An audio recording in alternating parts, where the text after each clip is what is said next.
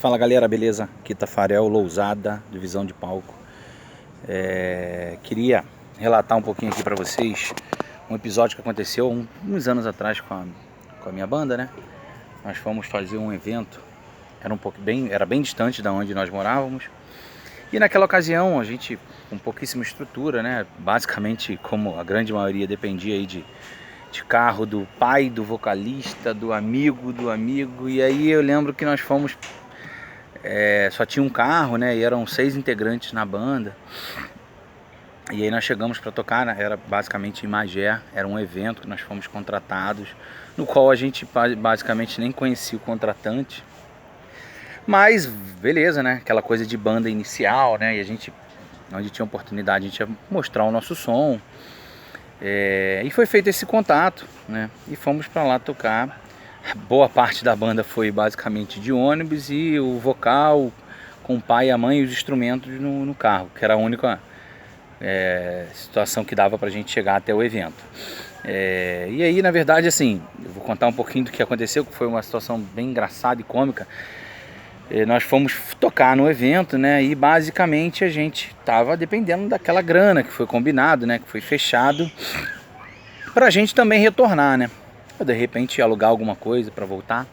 Mas aí nós fomos cedo, chegamos, passamos som, né? Era um evento que tinham várias bandas tocando. Não lembro exatamente o local, já tenho muitos anos disso. Mas de certa forma a gente chegou lá, a banda ensaiada, fizemos o nosso som. E aí quem tinha fechado, se não me engano, foi o vocalista da banda que tinha fechado. E sei que desde o momento que nós chegamos, ele não achou o contratante efetivo. Por mais que fosse algo só por telefone, né? Ele sabia quem era o cara, sabia o nome do cara e não achou o contratante. E aí tinha uma menina que se intitulava como produtora do evento e de certa forma ajudou, auxiliou a gente. E aí foi o único contato que nós tivemos, assim, ligado realmente ao evento, né? E aí aconteceu, nós chegamos cedo e o som rolou até acho que 11 horas, meia-noite, todas as bandas tocaram, nós tocamos também. E beleza, quando nós chegamos, o contratante não tava, né? Mas é bem provável que ele vai aparecer, né? O evento deve ser provavelmente dele, então. E aí fizemos a nossa parte. Só que quando acabou o show, a gente não conseguia identificar o contratante. E eu não lembro exatamente, né, o que aconteceu, se o cara não foi ou se realmente... O fato é que aquilo que tinha sido combinado de boca, né, que foi aquele cachê, a gente não conseguiu ver o valor desse cachê. E aí a gente basicamente já era tarde, né, e aí o transporte era algo um pouquinho difícil. E aí o vocal, junto com mais um integrante, se eu não me engano, voltou e os instrumentos. E nós fizemos essa produtora, né, essa menina que estava produzindo o evento, basicamente acolheu a gente, né, que a gente não tinha como voltar. E aí a menina, né, isso eu lembro que a gente estava indo embora e já era de manhã já. E aí nós fomos basicamente dormir na casa dela, né, era todo mundo jovem, né, mas... E aí ficou aquela coisa, beleza, vamos embora. E só tinha ela, né, não tinha homem nem nada, só tinha ela, então a gente ficou tranquilo, bom, beleza. Não deve acontecer nada. Só que engraçado, quando nós chegamos na casa dela, em frente à casa dela tinha um cemitério, né? E aí foi quando todo mundo já começou a ficar preocupado, né? Já começou a pesar, éramos 4 homens e tinham 2 meninas, né? Mas ainda assim a gente não sabia, né? Pra onde nós fomos andando, porque a casa dela não era tão longe assim, mas era um pouquinho destacado do centro. E assim que nós chegamos tinha um cemitério, né? E aí que foi engraçado, né? Acabou que no final das contas, assim, ela acolheu a gente super bem, a gente conseguiu cair lá, não teve, né? Dormimos lá do jeito que deu. E para no outro dia a gente pegar e vir embora, né? Na verdade, agora que eu me lembrei, já era tão tarde que já não tinha transporte. Então a gente ou ficaria esperando o transporte aparecer, sei lá, de 1 em 1 hora, ou a gente... E aí pintou essa oportunidade, nós caímos lá mesmo e lá mesmo ficando. Aí no dia seguinte acordamos, já estava mais tranquilo e viemos embora, né, para a capital, digamos assim, né. E a parte, na verdade, que eu quero pontuar com vocês é o fato da gente não ter esse planejamento. É claro que a gente está falando de alguns anos atrás, a gente realmente não tinha uma estrutura, né, como um todo, mas isso serve não só para a galera, para os músicos, né, que são contratados, para as bandas em geral, a galera que está começando também. né? Ou para quem já está na estrada, né? Porque muitas das vezes você fecha um evento, você fecha um show, e esse show você vai fechar por telefone, pelo WhatsApp, e acaba que você, na verdade, não tem um contrato, né? Então, assim, o link, né? Na verdade, o conceito dessa história, dessa história que foi até um pouco engraçada, ela, na verdade, o que eu quero pontuar é assim, a importância da gente ter um contrato pré-definido, né? Que seja uma coisa básica, mas que isso seja enviado, né? Digitalizado, e aí que o contratante envia, porque assim, independente de qualquer coisa, por mais que a gente saiba que assim, você vai processar, você vai jogar pra frente, a maioria das vezes a gente, como músico, a gente não está preocupado com isso. A gente, na verdade, não é o nosso foco. A gente quer tocar, fazer show, mostrar o nosso som e, claro, ser remunerado por isso, né? Basicamente é isso que toda banda, todo músico quer. Mas a importância de você ter um contrato ali, até porque ele não só te resguarda, como ele também, de alguma forma, transparece uma organização para o negócio, uma organização para a banda, né? O cara sabe que ele vai ter, né, tá contratando alguém e que ele tem que obedecer algumas regras. E não é nada muito difícil, né? Em alguma ocasião aí a gente, dentro do visão de palco lá, né, vamos postar, né, e aí a gente depois monta, né, define basicamente o contrato para trabalhar, né, algo que seja mais prático, gere essa seriedade, te resguarde, né, e aí em uma das cláusulas a gente coloca também um percentual antecipado, né, porque da mesma forma que o contratante, né, ele não está resguardado, porque a banda pode também não comparecer ao evento, o músico também, né? E o músico tem custo, porque o músico tem que se deslocar, tem que chegar até o local, né? Então, assim, às vezes algo que seja 10%, mas para que gere já uma certa segurança, para que não afaste o contratante, porque se você colocar 50% do show, qual a garantia que ele tem? Ele, na maioria das vezes ele nunca te viu a primeira vez. Se você é indicado por alguém, aí beleza, até fortalece, até ajuda, até de certa forma contribui bastante. Mas quando não é o caso, que você é contratado pela primeira vez e normalmente à distância, você não tem essa credibilidade, tanto para um lado quanto para o outro, né? Para o contratado e para o contratante. Mas algo em torno de 10% seria algo bem irrisório, até para bancar pelo menos esse custo, né? O custo do translado, né? Da locomoção.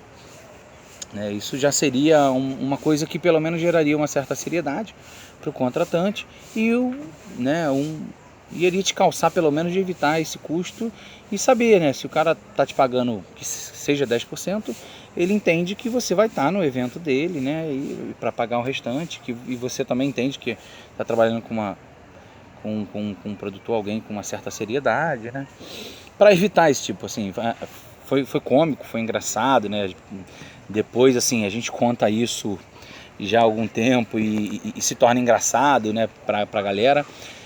Mas, assim, tem um puta aprendizado nisso, né? Se a gente realmente tivesse se preparado, tivesse resguardado, tivesse até, se for o caso, até pesquisar também, né? Quem é o contratante, como é o evento, né? Porque muitas das vezes, além de você não saber a estrutura que você está tocando, desde uma estrutura de som, de iluminação, você não sabe, né, a estrutura exata, né? Uma dessas vezes também foi engraçado, a gente foi contratado para tocar numa casa de show na Lapa, muito conhecida, né, aqui no Rio.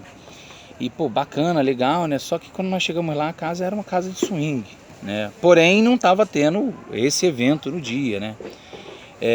E era tudo muito engraçado, porque tinha lá umas guilhotinas, né? E assim, tu não imaginava. Então, assim, o importante é dar uma pesquisada, entrar, né, saber o site da casa, até para você saber não só onde você está tocando, né? Às vezes já tem uma estrutura bacana de som que você já conheça, alguém que você já está acostumado a tocar, né? É uma das formas. A gente basicamente está falando aqui de um planejamento, né? Na hora de ser contratado, entendeu?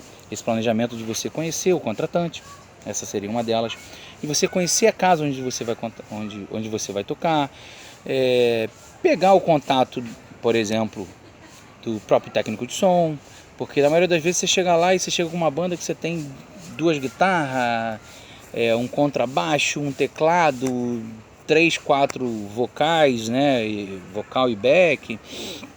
E aí se você já faz esse contato prévio, se tem uma certa programação antecipada, se você vai lá, já entrou em contato, falou diretamente com o contratante, beleza, pega os dados da casa, endereço, site, as redes sociais, Hoje está tudo muito mais fácil, naquela época era bem mais complicado. Então você pode chegar, pegar esse contato da própria rede social, do evento, e dali você já vai saber se é uma casa. E engraçado que nesse dia, como já aconteceu com todos os músicos, né, independente do grau no momento de cada um, né, nessa casa que nós fomos tocar, por exemplo, que era uma casa de swing, nós fomos tocar para 2 pessoas, né, na verdade, né, e aí você não sabia. Se a gente tivesse feito uma pesquisa, nada contra, na verdade, assim, o músico ele vai tocar para 1 milhão e vai tocar para 2 pessoas, né, e vai cair para dentro, e vai meter o pau e vai fazer o seu som ali, né, foi contratado, é obrigação dele lá, independente do público em si.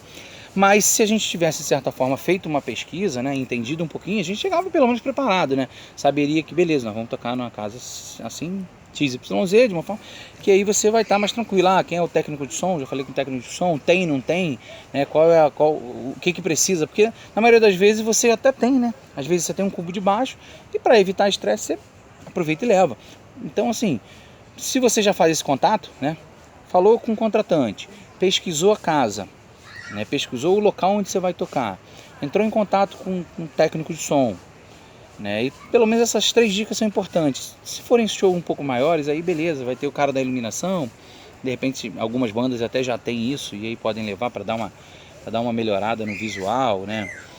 Pode até ser que isso ajude, mas acho que os 3 pontos principais seria falar com o contratante, consultar o local onde você vai tocar e a estrutura de som, e de preferência com quem vai fazer esse som.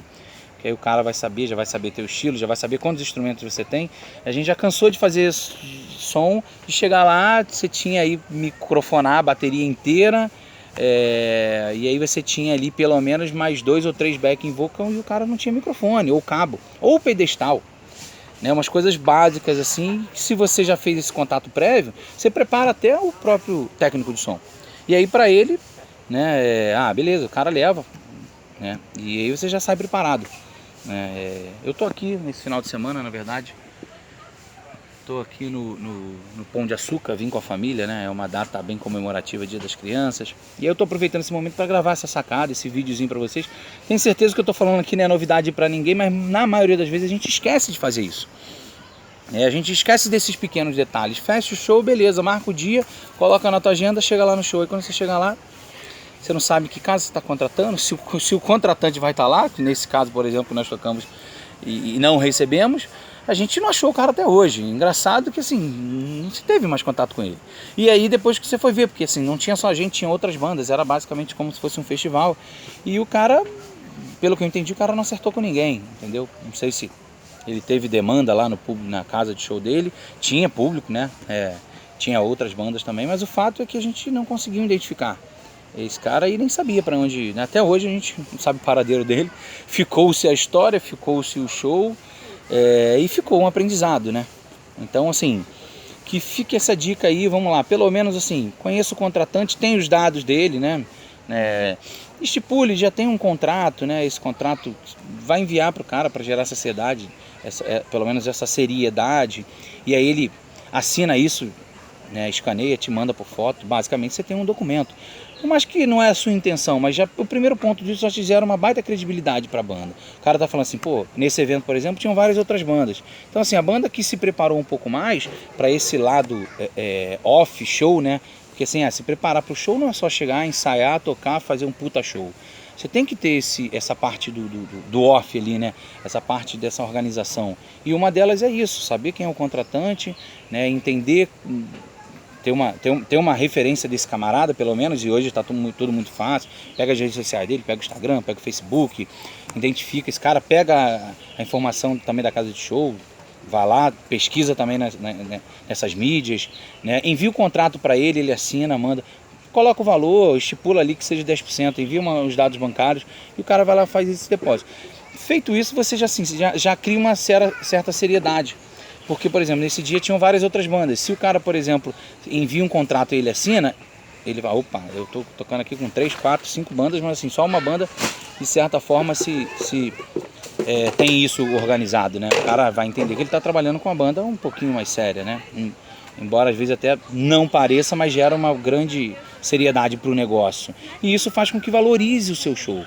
aí o cara sabe que ele está lidando com uma equipe profissional também. Isso é só um tópico. É claro que assim, para você profissionalizar uma operação com banda, tem várias situações, né? Não é só, mas isso seria uma delas. Na verdade eu peguei essa história aí, e aí ficaria esse tópico como tocar e não receber, pelo fato de não ter feito esse planejamento anteriormente, da gente não ter feito essa préviazinha antes, entendeu? Então vamos lá, só para recapitular. Contratante, pega o contato, pega os dados dele, né? Já deixa estipulado já um contrato, envia para esse cara, ele assina, que coloque um percentual que você ache justo, que não assuste o contratante, porque ele também precisa de ter a garantia que você vai fazer o show. Coloca algo bem irrisório para que pelo menos você receba algo, né, e crie essa seriedade. Pesquise as casas de show, entenda como é que é o público, onde vai, se já tem um público, se depende de um público, que na maioria, em algumas ocasiões você toca por bilheteria. Então se você vai tocar por bilheteria e você não tem uma casa que tenha o próprio público, né, você tem que levar o teu público, né? E dependendo da onde você esteja, no patamar que você esteja, não necessariamente você vai ter um público para encher uma casa de show. Em muitos casos você já depende do próprio público do evento. Então se você faz essa pesquisa antecipadamente, você já tem ali sim uma noção de se tem público, se não tem, como é que é a casa de show, se você vai tocar numa casa de swing, se você vai tocar de repente num salão de festa, não sei, ou no bar da esquina, né?